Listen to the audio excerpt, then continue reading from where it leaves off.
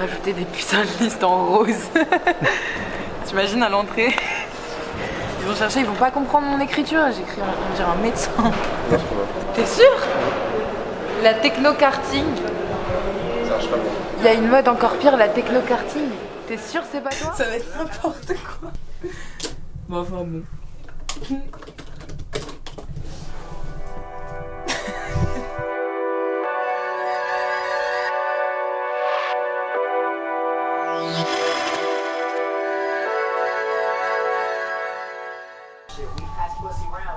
Bah, organique, j'ai commencé par être responsable bénévole. Ah ouais, putain, c'était il y a 4 ans facile. En fait, au début, j'ai rencontré du coup Organique. Ça a été un des premiers un des premiers collectifs qui m'a fait confiance. C'était leur deuxième soirée et bah en fait, tout simplement, j'ai vu les responsabilités grandir, la possibilité de travailler dans quelque chose d'intéressant.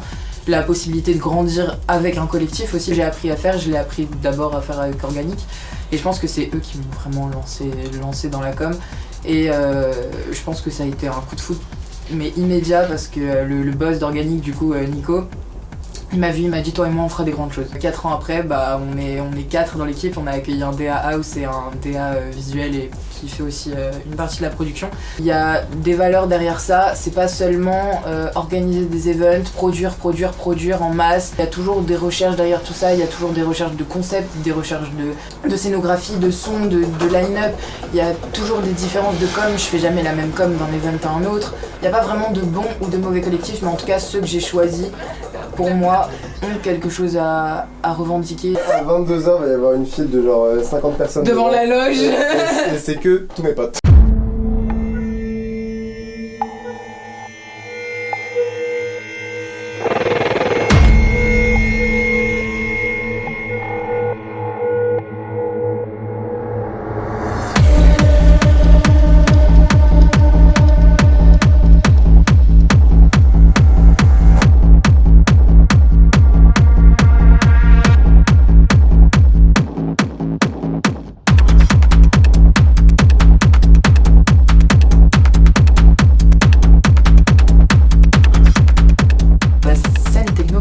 C'était un jeu, mais c'est plus du tout un jeu.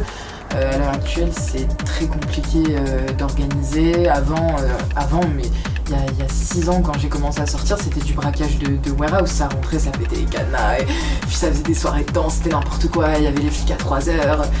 C'était quand même bien plus facile. Il y a 6 ans, il y avait moins de demandes, il y avait moins de gens impliqués dedans, il y avait moins de collectifs. C'était plus facile de s'ancrer dans ce monde-là que maintenant. Maintenant, quand t'arrives, t'as tous les plus gros collectifs déjà qui organisent à droite, à gauche.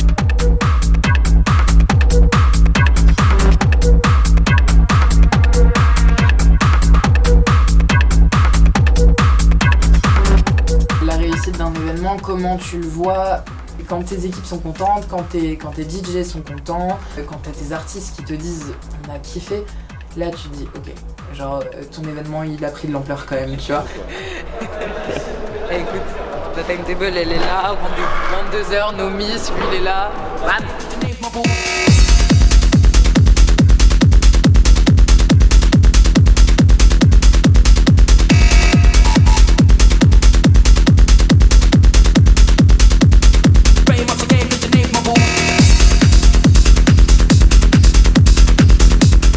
Il y a vraiment une vibe à Paris qui est pas pareille que dans les autres pays. Bah, cette année, on est enfin libre et ça se ressent.